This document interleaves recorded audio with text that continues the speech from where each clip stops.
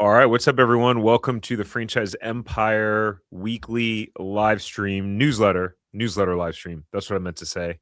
And today we're going to talk about a resale that does $998,000 in sales. That sounds exciting. We're going to talk about the learning experience. Is it a good investment? If you don't know what the learning experience is, well, stay tuned because we're going to go over it.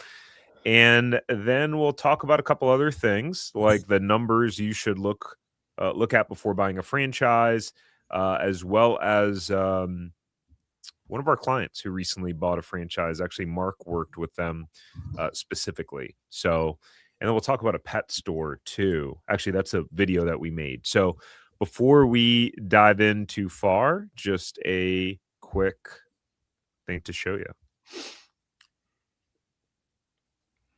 All right, cool. If you're new here, my name is Tarek Johnson. I'm the CEO and founder of Franchise Empire, and I'm here with Mark Magerman, which is our head of brokerage. Good to see you, Mark. You too, Tarek. How are you today?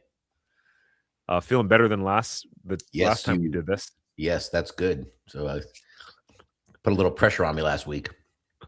That's all right. Pressure forms diamonds. No question. So awesome. Tell us about this this resale. Looks like a pretty decent one, Mark. Yeah, and there was another bullet point I could have put in here and I didn't, but I want to speak to it as well. So most of the really good resales that we get are in the services, home service related category. So that's not overly unique. The fact that this one has over close to $1 million worth of sales, now that's going to get someone's attention because that's real. That's a real business, $1 million. Actually, it's really the benchmark that when we talk to franchise owners and they're looking at these, that's the benchmark we use is, you want to get yourself to the point where you're doing $1 million in sales. What we don't know is what the profit is and how the business has been run. And that's still up in the air.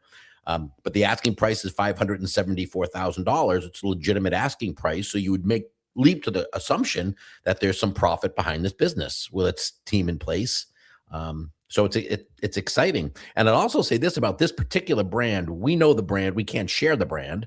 But I would say that in the home services sector, there's very few brands that have limited competition. This is one that does. This has very limited competition in their space because it's a very niche business. So if that's going to get you guys excited, please reach out and go to the territory check franchiseempire.com resales link on the bottom and click it and we can talk to you about it. But this is a very exciting business, one that I'd like to say if I ever got back in as a franchisee, I'd search for these types of models. So this is really exciting. Nice.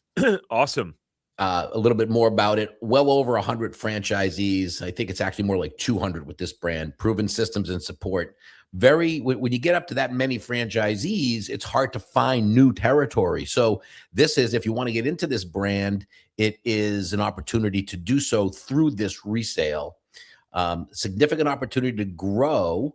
But again, this business would grow through acquiring your brothers and sisters franchisees as they exit the business. That's how you can scale this business. Excellent experienced leadership that we work very closely with. And again, as in all resale businesses, prior leadership and or management experience is really a plus. Now, the selling owner won't care, I don't think, if you have that or not. But as a buyer, you should really want it because it's really not for the faint of heart, and it's really not for somebody who's never owned a business before, ideally. So if you have that experience, you've done it before, this could be a really excellent opportunity for you guys. Yeah, 100%. Well, what a great resale, and totally agree on that when it comes to resale because you're taking over the wheel of a moving vehicle. And if you're not an experienced driver, aka not an experienced entrepreneur, and you haven't led, managed people, hired, fired people, there's a lot at stake. So definitely having some leadership and management experience is helpful. And I'll chime in on a part that Mark usually talks about, which is, if you're interested in a resale period, whether you're interested in this specific resale because you're in this area, or you're like, hey, I want to buy a resale business or franchise or whatever it is, go to a lender and start the process of getting pre-qualified. Uh, I mean, they can give you a pre-qualification letter just in understanding your income and your credit score, basically. And they'll say, hey, you can buy a business up to this amount in theory. Now, when you go to buy a resale, at the end of the day, the bank, the lender, is still going to underwrite the deal. Here's the great part about buying resale. If the deal doesn't make financial sense, the lender won't approve it. Right. Right. So you have your this layer of protection of due diligence too, but buyers will take you more seriously. And that could make the difference between, especially if there's multiple offers or multiple people looking at the resale. I mean, if one's already pre-qualified, one's like, I haven't done anything yet, that could be the difference between you being the one that gets it under contract versus the other person. Yeah, great point. And the other point I would make is going back to the prior experience part of it. One of the questions you would ask yourself is this: if you're into resales and you know you're going to be investing in an existing business with existing staff, ask yourself this question: would I be okay if I took ownership of this business and a key member of the staff that I acquired left? If your answer is no, then run screaming from this opportunity, because that's really the hard part of these resales is you don't know. The selling owner is probably not going to give you access to the staff because there's a lot of proprietary and confidential stuff that they don't want the staff to know. So you've got to say to yourself, there's a good chance that I might lose my general manager here. And would I be able to step in, or am I comfortable doing the steps to get in and step in and be that general manager in the interim? If that's a yes and you're confident that you could do it, that's a really good sign for you to move forward. If you have apprehension, or the answer is frankly no way I'm going to do it, then this is not for you, which again is another reason why the experience or the prior management experience of these businesses are a really good barometer. Yeah, well said. All right, guys, if you're interested in this specific resale, then you can go to franchiseempire.com/resales, and you'll be able to schedule a meeting with our team to dive into it and then get introduced to the brand or the seller. And if you're somewhere else in the country and you're thinking, hey, is there a resale available in my area, which sometimes there is, sometimes there isn't, then you can go to franchiseempire.com/resales, and your info, our team will be able to look up and see if there's anything available for you. All right, moving on. New owner through Franchise Empire. I love these little gifts that Allie comes up with. She's very creative, that Allie. She is. Yes, she is. This is one of your favorites, Mark. Yeah, this is a cool story. Cravante and his family, which is quite large. Curtis, Veronica, Mark, and Jonathan. And there are actually a couple more that aren't part of this business, but all 5 of these folks ultimately wanted to have a business, and we decided it made more sense for all of them to sign the agreement. So all 5 of these folks are on the franchise agreement, which is kind of cool. But Cravante came to us with a goal: find a business near their home that the family could build together. They're they're God-fearing people. They're very religious, very church-going, and this closeness and the family aspect of it very important to them. They thought that by sharing the workload and supporting each other and kind of divvying up the responsibilities, they believe they give themselves the best chance to succeed. Hard to argue with that, especially if all of them are committed, which in this case they were. They were especially drawn to the home service sector, which a lot of our candidates are, for a lot of good reasons, which we won't get into today. But if you want to get on our calendar, we can share those with you. Thanks to the simplicity of the model and a quicker path to profitability or return on the investment. But for them, it wasn't a straight line. And again, this happens with many of our candidates, and I think it's an advantage why people should come to Franchise Empire as they're starting their journey. So funding was a real challenge. Again, all 5 of these people had to be approved because all 5 of these people had to be on the agreement. It was a very slippery slope. It took a long time. So it was a challenge, and everyone had to stay patient, had to stay committed through the process. A couple times it looked like it wasn't going to happen. So this says here with our guidance, but I think our guidance at Franchise Empire was really introducing them to the right people to help them. But their determination and their stick-to-itiveness through this process was really encouraging. And once they got through that path, they were just really excited because the business model that they chose really aligned with everything that they wanted to do. Um, so they never lost sight of their goal, even when it got tough. These guys are going to do really, really well because they're they have a lot of perseverance, stayed committed, worked together, trusted the process. Watching the family come together to build something is really, really exciting. And ultimately, they finally got the funding. They signed their franchise agreement. They're waiting now to get the loans approved so they can really kick it into high gear. But they should be up and running this business by, I would say, March. I think the training starts, if I'm not mistaken, for these guys really quickly. So I think their loans all going to get culminated. And there's every once in a while, we talk to so many different people, but I'm really pulling for these guys. I think they're going to do really, really well. And who knows, if things change and I age out of Franchise Empire and I want to move down south, maybe I can get a job with Cervanti and his family. They'd be really good people to work for. But it's really very rewarding. That's the rewarding part of our business, Tarek, is when we get to help people through and working with them. They appreciate what we're bringing to the table, but it's really all about them and their ability to stick to itiveness. And if you have that ability to stick with it, it really bodes well for your future in business, right? Because it's never a straight line. So this is Cervanti and his family out of Atlanta. And I can't wait to hear how their success kind of builds on top of each other. But really good people. Really glad it worked out for them. That's awesome. What a cool story. I remember over the many months of you kind of sharing updates on where they were and that they were working hard at it. And yeah, I love that, to that point around the perseverance and the resilience, because it's so easy to give up during the process when you're looking, because at the end of the day, there's not much at stake outside of someone with a strong why may say, hey, no, I beg to differ. There's actually a lot at stake because I really want to do this and make this happen.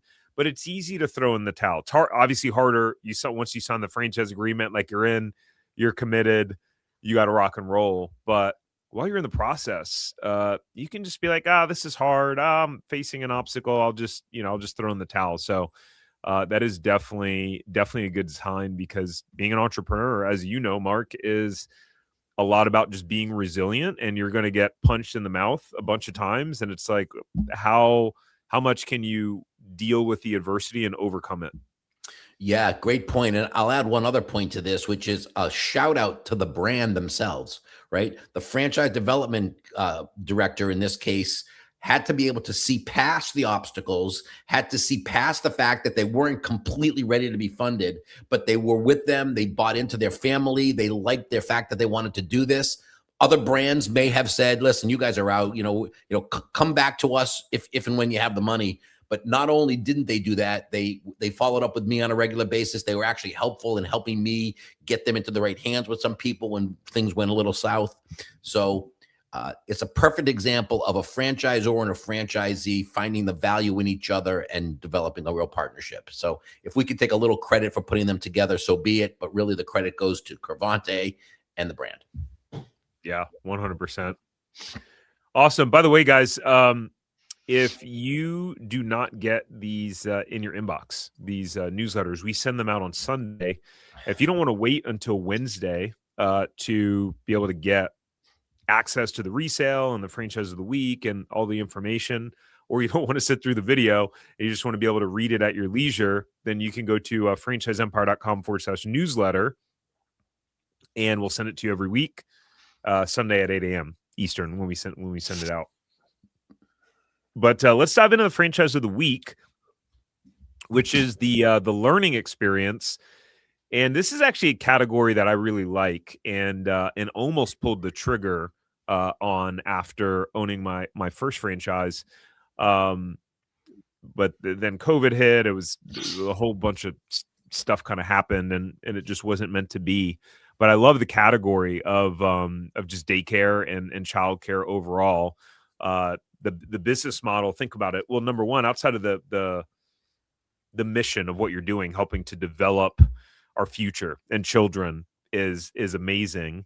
I don't have the patience for it. There's no chance that I'd be able to run a spot like this or be a teacher. So hats off and a lot of admiration to all of the teachers out there and all of the all of the great minds that are building our youth and that have the patience for it.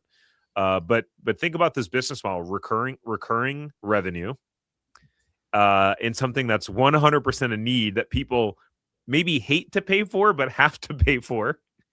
And once the business kind of gets up and running enough, and you've really kind of established a foothold in your area and a reputation, you can often have a waiting list, and be at capacity. So it's, I think, just a pretty cool business model overall. The caveat here is you'll see when we go over startup cost. Yeah, I was going to say, and a couple other things. It is recurring revenue. It's also a never-ending supply of potential customers. Last I checked, babies get born every day, so that doesn't quite end.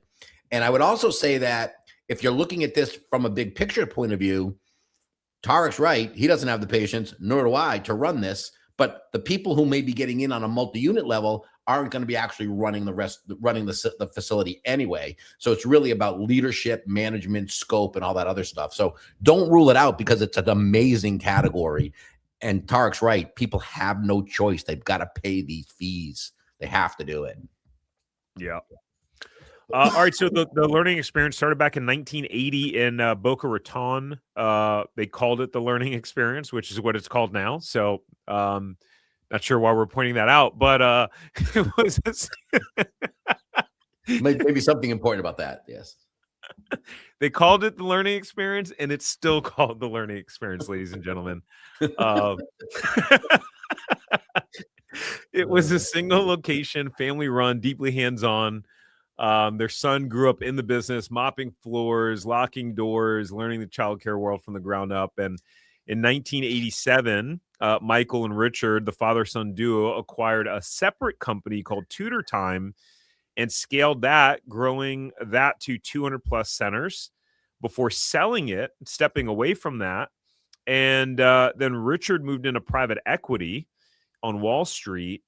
And but the work didn't feel as meaningful to him as what he had built before. And then so after 9/11, that moment forced a pause and a hard look at what really mattered. And not to compare the two, but I know COVID triggered a similar reaction to people when COVID came around. Just a moment to pause and take a look at what mattered, and making a pivot in, career, lifestyles, people moving to different areas. And so Richard decided to leave finance. And in 2002, they made the choice to revive the name of their original school. Okay, got it. So that makes sense of why it was called the learning experience. Got it. Okay. And they hit the reset button. And this time the vision was bigger. Schools that went beyond babysitting and built around a proprietary curriculum, enrichment programs, and a character-based learning. Franchising launched in 2003. Parents started buying in quickly, and today they have over 600 locations nationwide, with 40 to 45% of franchisees owning multiple centers. And it is a capital-intensive business that reinvestment rates is more than any marketing claim could ever do. Yeah, very true. Interesting. So let's take a look at some of the numbers. Total investment ranges from $780,000 to a modest $5.6 million. And that depends on whether you acquire an existing center, build from scratch, or purchase the land and build your own facility. And more times than not, you need to either purchase the land because there's nothing that meets the specific specs of the franchisor. They're very unique layouts, footprints, very large. It's got to be able to have a area for a playground in the behind them. There's actually one that opened like 3 minutes from our house recently. You can also do a land lease from the landlord, and then the landlord builds it. Or then you would build it. I'm sorry, land lease, and then you would build it, or the landlord could build it. But I don't know why you would let the landlord build it and pay rent when you can it'd probably just be better to do a 20-year SBA on the real estate and own it yourself over the time. Franchise fee is $60,000 per center. Royalty 7% of gross revenue. That's all revenue related to the center. So There could be revenue generation from after school stuff or food or whatever that is. Marketing fee of 1%. I was going to say that's low, 1%, but the franchisor has the right to increase to 2.5%. Shout out to Ali for actually putting that in there, because that's an important asterisk. And lease administration fee is $180 per square foot per year, or 8% of annual base rent, whichever is greater. Holy moly, that's a lot.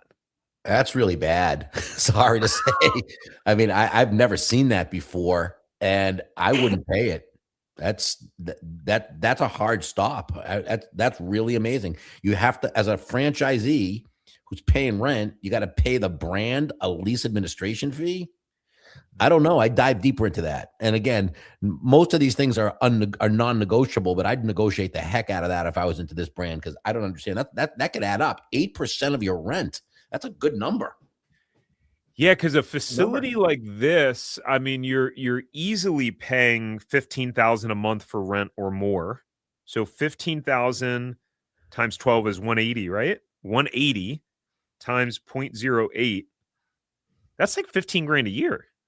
Yeah, I think you're even low on the number that you're saying rent is, because I think the spaces are larger.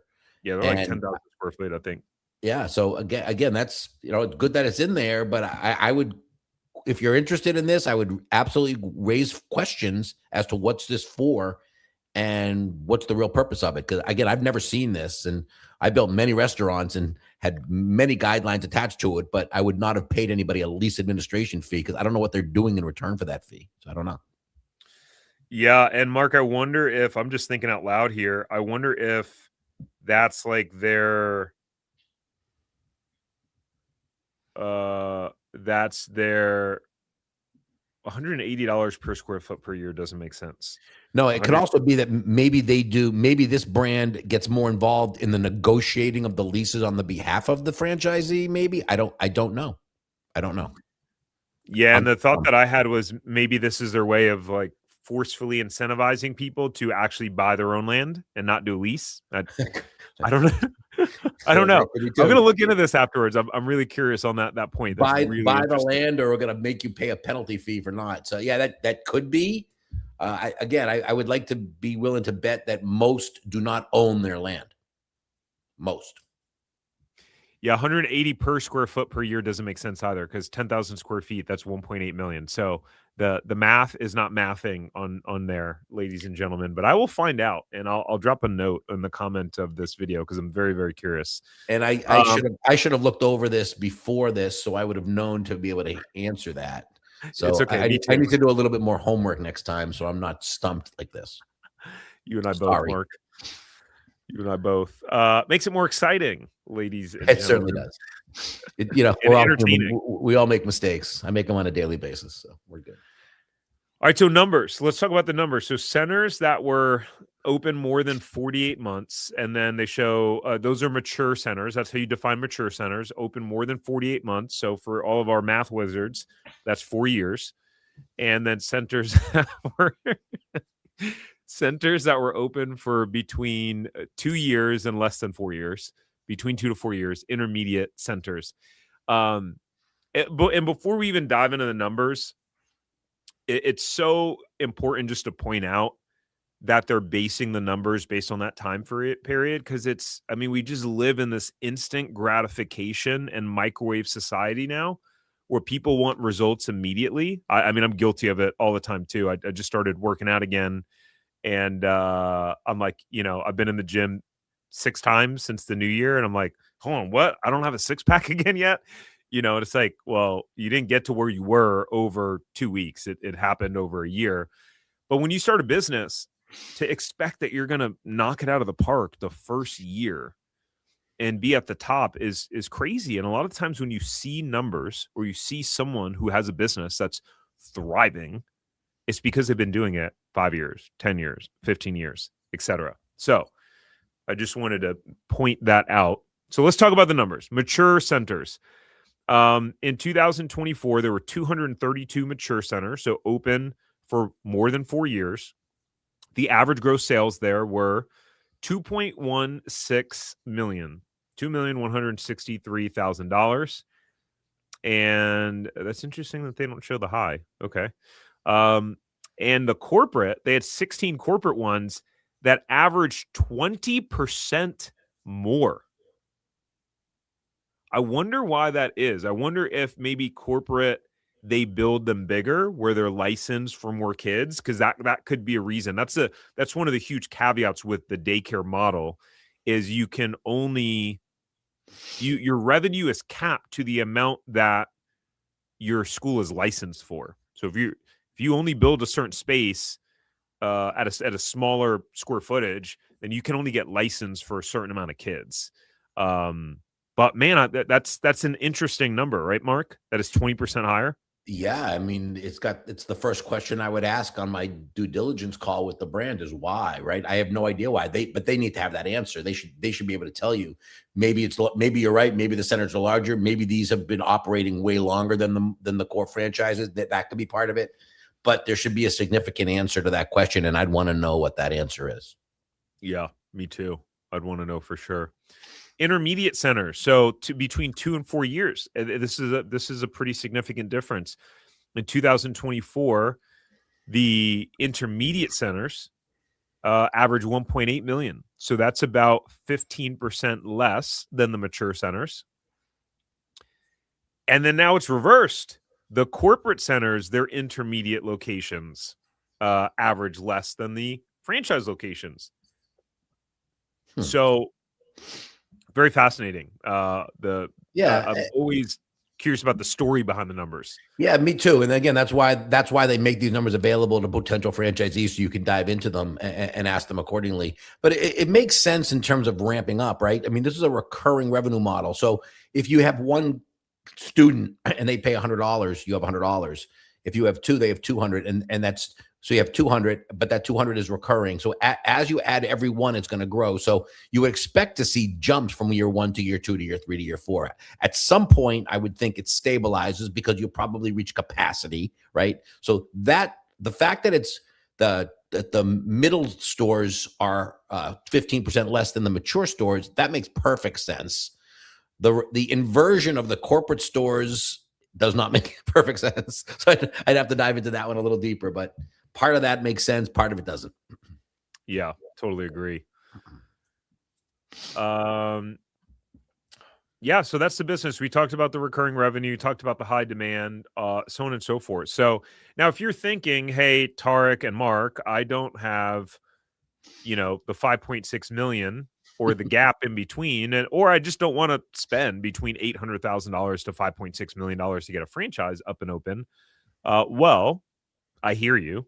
And there's good news, which is we have a couple hundred of them in our portfolio of brands that I don't think probably maybe less than a handful of them even get to the $1 million mark. The only thing I can think of actually, that one automotive brand, they're not even in our portfolio anymore.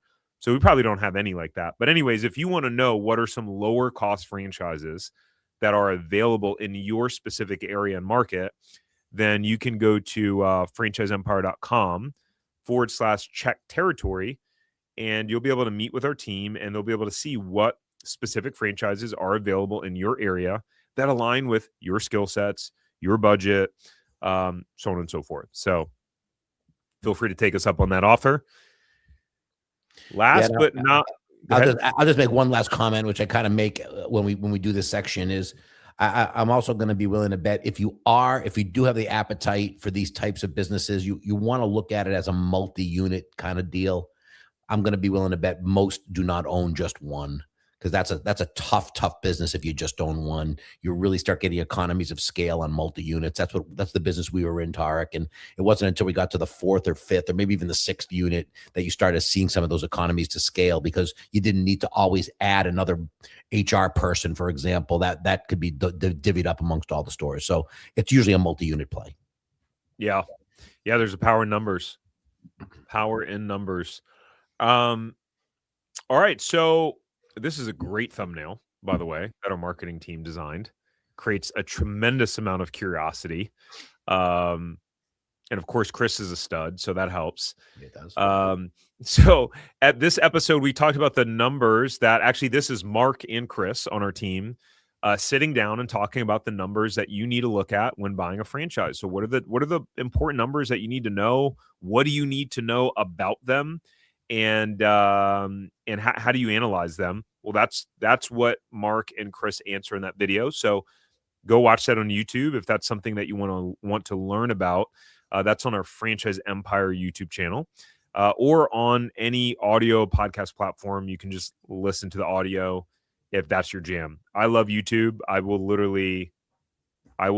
YouTube when I'm even like working out or like on the treadmill or whatever. I would rather watch and listen because I'm super visual than just listen. But whatever your cup of tea is, we got options for you. That is a cute puppy. It is a cute puppy. Yeah. Our dog buddy's getting old. He's going to be 14 in April, and so he's pretty much kind of he's rounding the corner, and it's like, are we going to get another dog? Like, I don't think so. Not immediately. We say that though, but we must avoid any sort of place that has puppies because it's my willpower and discipline is not that strong. I hear you. We have 2 rescue dogs. One, believe it or not, is 18 years old, and the other is 16 years old. So wow. Every day we wake up in the morning, we're wondering if we're going to be waking up with the animals or not. So it's going to be quite a void in our lives when these guys go. It's going to be a tough time. Yeah. Animals definitely play a special part, but he's part of the family, as I'm sure your dogs are. No doubt. Great segue into the pet store. Is this pet? Well, it's not, the franchise is not called the pet store, but it is a pet store. And it's Pet Supplies Plus. If you've ever looked at one of them, they're not really popular in our market because there's here where we are, there's a pet place, and I'm pretty sure they're just corporate, but it's called Pet Supermarket.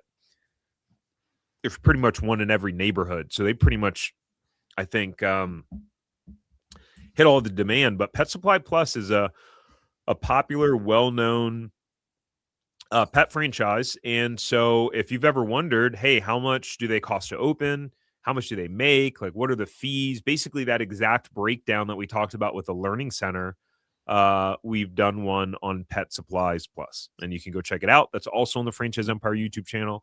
That is also on our Zero to Profitable Franchise podcast if you just want to listen to it via audio as well. So with that said, that's about it. Mark, anything else to add before we wrap? Yeah, only on the Pet Supplies Plus. They're a great brand, but it does, again, it goes back to what we were talking about. Learning Express requires big brick and mortar spaces. There's also several really amazing pet brands that don't have the same requirements, that may be even a little simpler to get involved with. So again, hit the link below, get on a calendar. We could walk you through some of those. If you love pets, it's a very exciting category, and people do really, really well financially. And again, it's pretty rewarding if you're into the pets, taking care of these animals on a day-to-day basis. So this is one way of doing it, but there's several others. Yeah, true that. Yeah, there's some mobile options as well that are much significantly lower cost. So, all right, guys, we'll look forward to seeing you next Wednesday, same time. Thanks, Mark. Thank you, guys. Bye. Bye.